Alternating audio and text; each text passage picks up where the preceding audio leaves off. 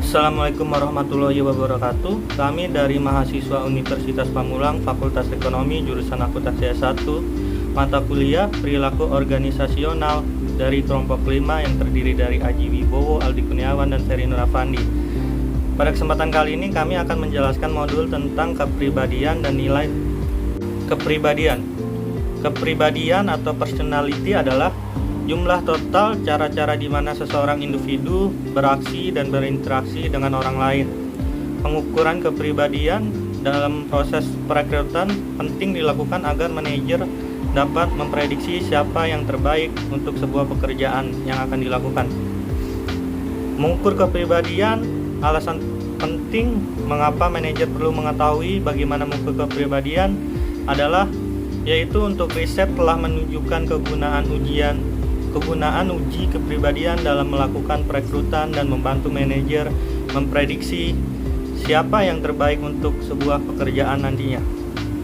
Alat paling umum untuk mengukur kepribadian adalah melalui survei laporan diri, di mana individu mengevaluasi dirinya sendiri dalam serangkaian faktor. Pembeda kepribadian.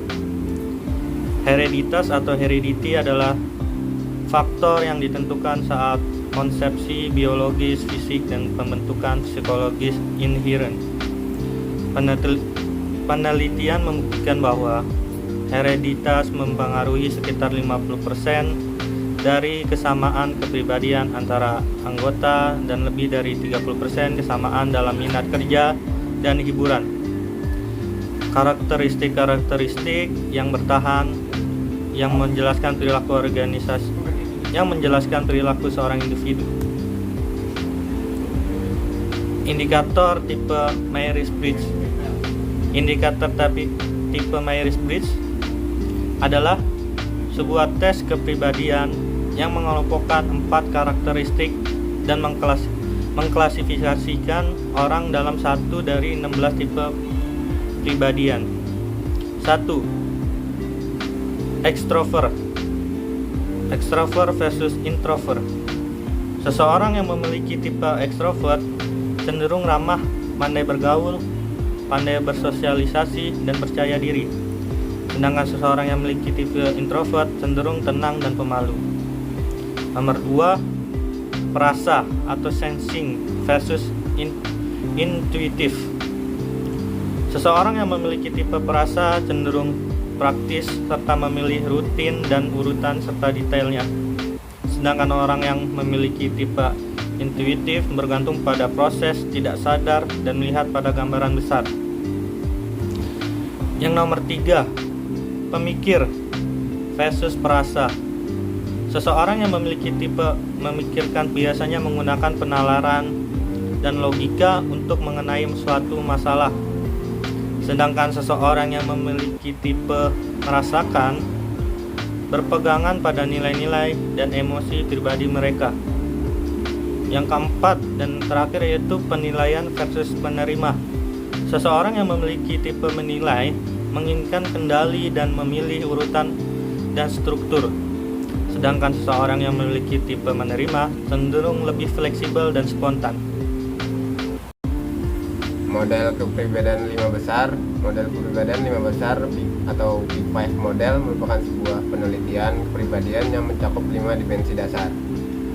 Pertama, ekstraversi. Dimensi ini menampilkan level kenyamanan di dalam hubungan. Ekstrovert cenderung ekspresif, percaya diri, dan mampu bersosialisasi. Selain itu, mereka juga pemalu, penakut, dan tenang. Yang kedua, keramahan. Dimensi ini merujuk pada kecenderungan seseorang individu untuk memahami orang lain. Orang ramah yang kooperatif, hangat, dan mempercayai. Orang yang berskor rendah cenderung dingin, tidak ramah, dan antagonis. Yang ketiga, kehati-hatian. Dimensi ini merupakan sebuah ukuran reliabilitas. Orang yang sangat hati-hati, bertanggung jawab, teratur, dapat diandalkan, dan persisten. Yang keempat, stabilitas emosional. Orang yang memiliki stabilitas emosional tinggi cenderung tenang, percaya diri, dan aman. Sedangkan mereka yang memiliki stabilitas emosional yang rendah cenderung gugup, cemas, depresi, dan tidak aman. Yang kelima, keterbukaan pada pengalaman. Dimensi ini mencakup minat dan ketertarikan atas inovasi, orang yang sangat terbuka, kreatif, ingin tahu, dan secara artistik sensitif. Sebaliknya, mereka yang berada di ujung lainnya dari kategori ini konvensional dan merasa nyaman dalam keadaan dikenal. Pengaruh faktor 5 besar kepribadian dalam prediksi perilaku di tempat kerja. Yang pertama, stabilitas emosional.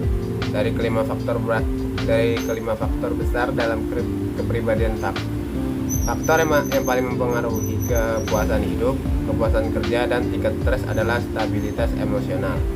Yang kedua, ekstrovert. Selanjutnya adalah faktor ekstrovert.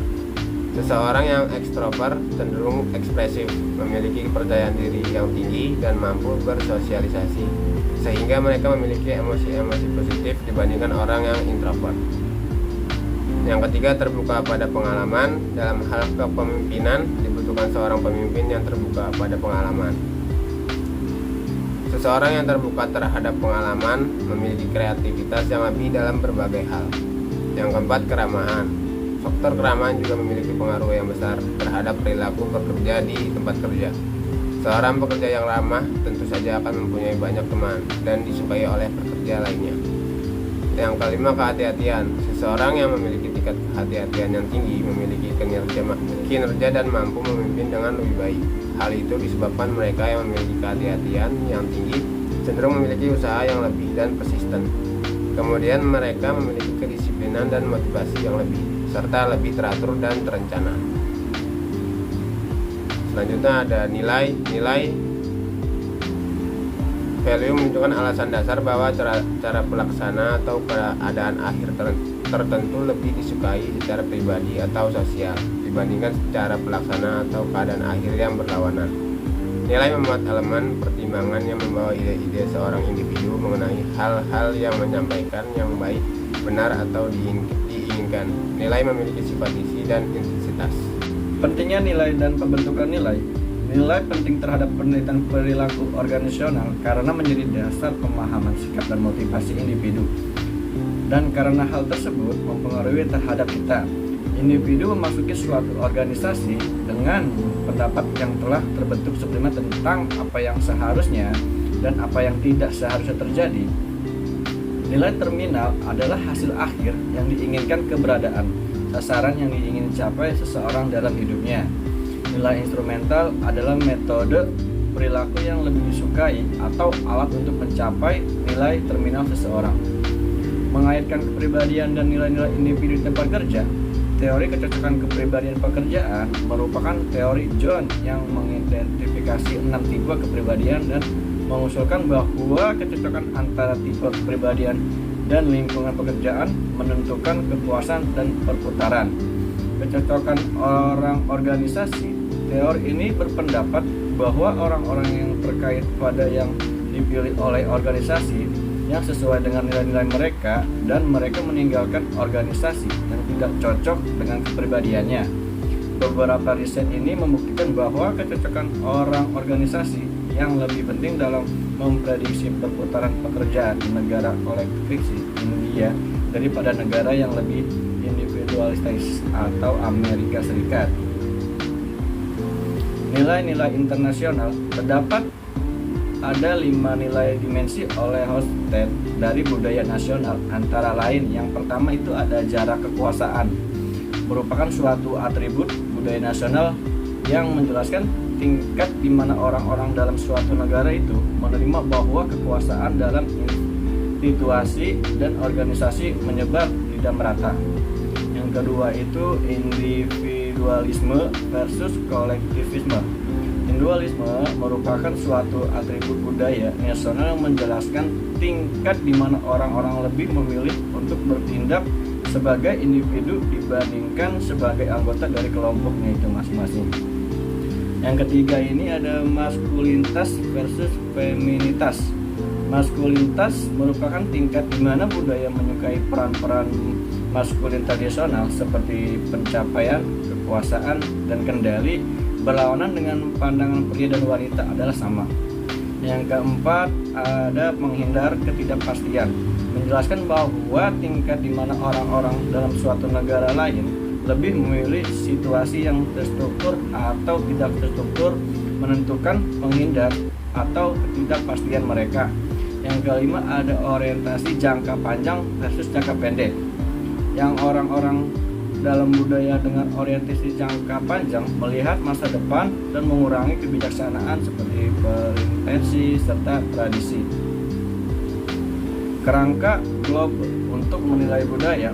Program riset kepemimpinan global dan efektivitas perilaku organisasi atau bisa dibilang GLOB merupakan suatu investigasi lintas budaya yang berkelanjutan atas kepemimpinan dan budaya nasional yang dimulai pada tahun 1993 dengan menggunakan data dari 825 organisasi di 92 negara.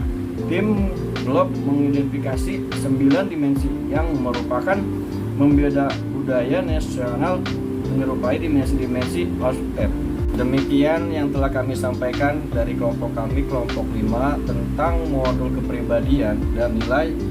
Untuk kurang lebihnya kami mohon maaf apa ada salah kata yang kami sampaikan. Terima kasih. Assalamualaikum warahmatullahi wabarakatuh.